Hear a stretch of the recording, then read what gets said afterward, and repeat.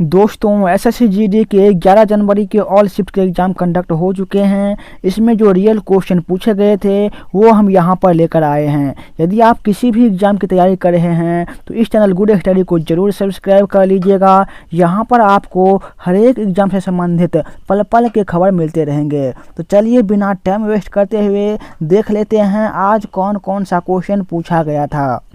Question पूछा गया था हर्षवर्धन के दरबारी कवि कौन थे। इसका सही आंसर होगा बाणभट्ट। बाणभट्ट हर्षवर्धन के दरबारी कवि थे। अगला क्वेश्चन पूछा गया था भारत का कुल क्षेत्रफल विश्व के भौगोलिक क्षेत्रफल का कितना प्रतिशत है। तो यहाँ पर करेक्ट आंसर होगा 2.41%। और क्षेत्रफल की दृष्टि से भारत का विश्व में 7वां स्थान है। पहले स्थान पर रशिया, दूसरे स्थान पर कनाडा, तीसरे स्थान पर चाइना, चौथे स्थान पर यूएसए, पाँचवें स्थान पे ब्राज़ील, छठे स्थान पे ऑस्ट्रेलिया और सातवें स्थान पे इंडिया। आप सभी को कमेंट बॉक्स में ये बताना है कि 8वें स्थान पर कौन सा देश है। अगला क्वेश्चन पूछा गया था गोबर किस प्रकार की खाद है। इसका सही आंसर होगा गोबर एक जैविक खाद है। फिर अगला क्वेश्चन देखिए पूछा गया था सिरके में कौन सा अम्ल पाया जाता है। तो इसका सही आंसर होगा सिरके में एसिटिक अम्ल पाया जाता है। यदि इमली में पूछ ले तो राइट आंसर होगा टार्टरिक अम्ल। यदि टमाटर में पूछ ले तो टमाटर में होता है ऑक्जेलिक अम्ल। नींबू में क्या होता है सिट्रिक अम्ल। अगला क्वेश्चन देखिए पूछा गया था एम चिन्नास्वामी स्टेडियम कहाँ स्थित है। तो याद रखना है एम चिन्नास्वामी स्टेडियम बेंगलुरु में स्थित है। ग्रीन पार्क स्टेडियम कहाँ है कानपुर में है। ईडन गार्डन कहाँ पर है कोलकाता में है। सॉल्ट लेक स्टेडियम कहाँ पर है कोलकाता में। नरेंद्र मोदी स्टेडियम कहाँ पर है ये अहमदाबाद में स्थित है। तो स्टेडियम से संबंधित कम से कम आपको इतनी जानकारी अवश्य होनी चाहिए। अगला क्वेश्चन पूछा गया था छत्तीसगढ़ विधानसभा के अध्यक्ष कौन हैं। तो कहीं कहीं पर आपको टाइपिंग में मिस्टेक हो सकते हैं तो उसको आप लोग नज़रअंदाज कर दीजिएगा। जितना कह रहे हैं उतना आप लोग सुनिएगा। तो इसका सही आंसर क्या होगा चरणदास महंत। अगला क्वेश्चन पूछा गया था जल जीवन मिशन की शुरुआत कब हुई थी। तो सही आंसर होगा 2019 में। यदि तारीख पूछ ले तो 15 अगस्त 2019। फिर अगला क्वेश्चन पूछा गया था दक्षिण एशियाई खेल परिषद का गठन कब हुआ था। करेक्ट आंसर होगा इसका 1983 ईस्वी में दक्षिण एशियाई खेल परिषद का गठन किया गया था। फिर नेक्स्ट क्वेश्चन देखिए जून 2022 को केंद्र सरकार ने किसे एनआईए का नया महानिदेशक नियुक्त किया है। तो यहाँ पर सही आंसर क्या होगा दिनकर गुप्ता को। फिर अगला क्वेश्चन देखिए लक्ष्य सेन किस खेल से संबंधित है। तो यहाँ पर इसका करेक्ट आंसर होगा बैडमिंटन। और आप सभी को इसके साथ ये भी याद रखना है कि अश्वनी पोनप्पा, नंदू नाटेका, साइना नेहवाल, पीवी सिंधु, लक्ष्य सेन ये सभी बैडमिंटन से ही संबंध रखते हैं और आगे ये क्वेश्चन पूछे भी जा सकते हैं। अगला क्वेश्चन पूछा गया था वर्तमान IMF कार्यकारी निदेशक भारतीय कौन है। तो यहाँ पर इसका सही आंसर होगा कृष्णमूर्ति सुब्रमण्यम। अगला क्वेश्चन देखिए पूछा गया था प्रशांत महासागर और अटलांटिक महासागर को जोड़ने वाली नहर कौन सी है। तो यहाँ पर सही आंसर होगा पनामा नहर। प्रशांत महासागर और अटलांटिक महासागर को जोड़ने वाली नहर है। फिर पूछा गया था मौलिक अधिकार का संबंध संविधान के किस भाग से है। इसका सही आंसर होगा संविधान के भाग 3 से संबंधित है। यदि अनुच्छेद पूछ ले तो अनुच्छेद 12 से 35। भाग 2 में नागरिकता की बात हुई है अनुच्छेद 5 से 11 तक। भाग 1 में संघ और उसके राज्य क्षेत्र के बारे में चर्चा की गई है अनुच्छेद 1 से लेकर 4 तक। और भाग 4 में नीति निर्देशक सिद्धांत ये अनुच्छेद 36 से 1951 तक इसके अंतर्गत चर्चा की गई है। किसकी नीति निर्देशक सिद्धांत के। फिर अगला क्वेश्चन देखिए पूछा गया था अनुच्छेद 243C किससे संबंधित है। तो यहाँ पर सही आंसर होगा पंचायतों की संरचना से संबंधित है। पंचायती राज दिवस कब मनाया जाता है 24 अप्रैल को। ये लागू कब हुआ था? 24 अप्रैल 1993 ईस्वी को। फिर अगला क्वेश्चन पूछा गया था, लॉर्ड डलहौजी की हड़प नीति के तहत झांसी का विलय कब किया गया था? तो ये 1853 ईस्वी में झांसी का विलय किया गया था। सबसे पहले किसका विलय हुआ था? सतारा का। कितनी ईस्वी में? 1848 ईस्वी में। और इसमें सबसे अंत में विलय हुआ था अवध का 1856 ईस्वी में। किसके तहत? हड़प नीति के तहत। अगला क्वेश्चन देखिए, पूछा गया था बांग्लादेश में बैंकिंग सेवा की स्थापना किसने की थी?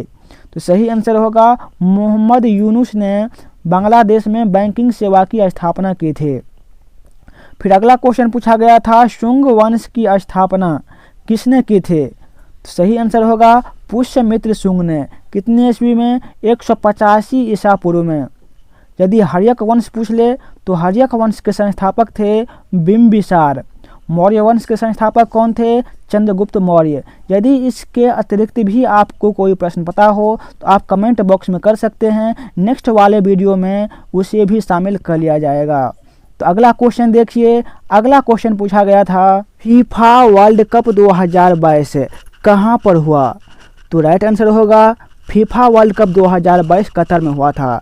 कब से कब तक? 22 नवंबर से 18 दिसंबर 2022 तक हुआ था। इसके विजेता टीम कौन थे? अर्जेंटीना। और उपविजेता थे फ्रांस। फिर अगला क्वेश्चन पूछा गया था, अक्टूबर 2022 को मेघालय के राज्यपाल का अतिरिक्त प्रभार किसे दिया गया? तो राइट आंसर होगा ब्रिगेडियर BD मिश्रा।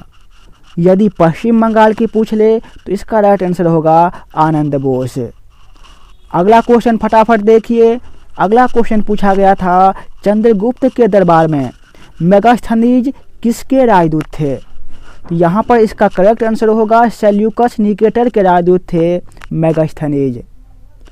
फिर अगला क्वेश्चन देखिए, गुजराती नववर्ष को किस नाम से जाना जाता है?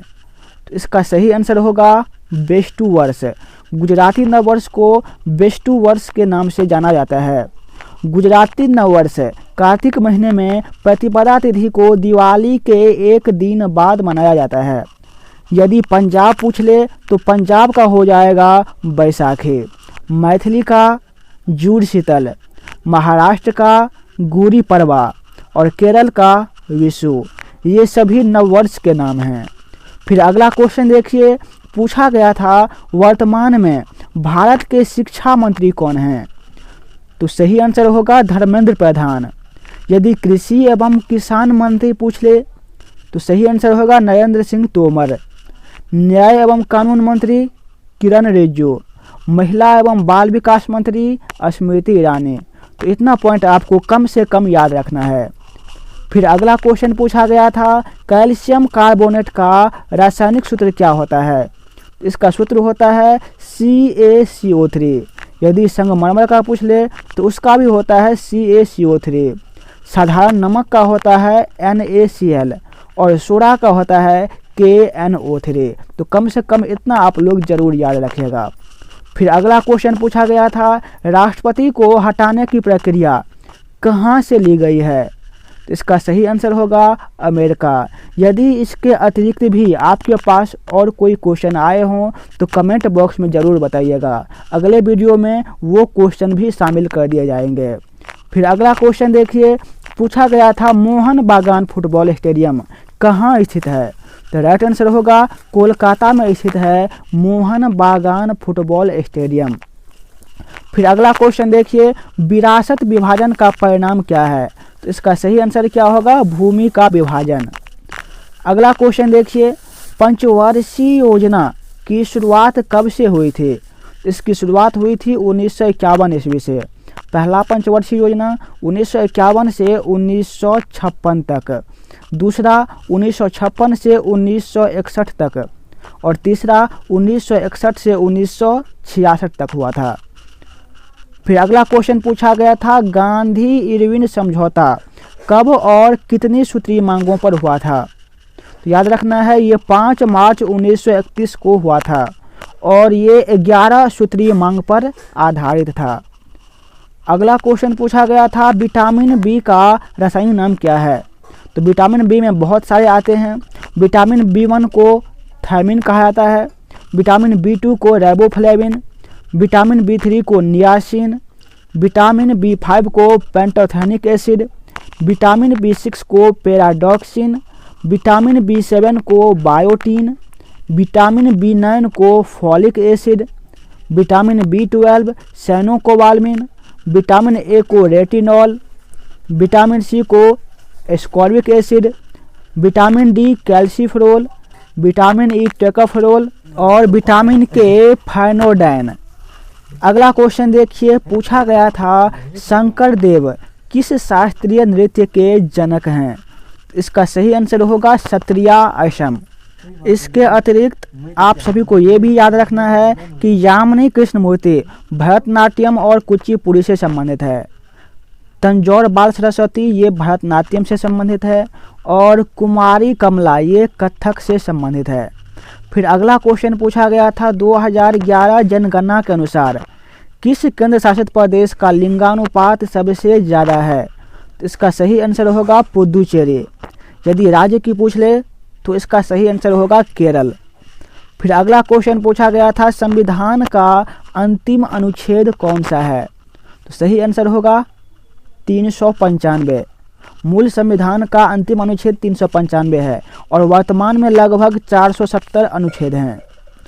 फिर अगला क्वेश्चन पूछा गया था चीनी उद्योग के लिए कच्चा माल कहाँ से प्राप्त होता है? तो राइट आंसर होगा कच्चा माल गन्ना से प्राप्त होता है। दोस्तों आज के वीडियो में बस इतना ही। नेक्स्ट वीडियो में बने रहने के लिए चैनल आप सभी जरूर सब्सक्राइब कर लीजिएगा।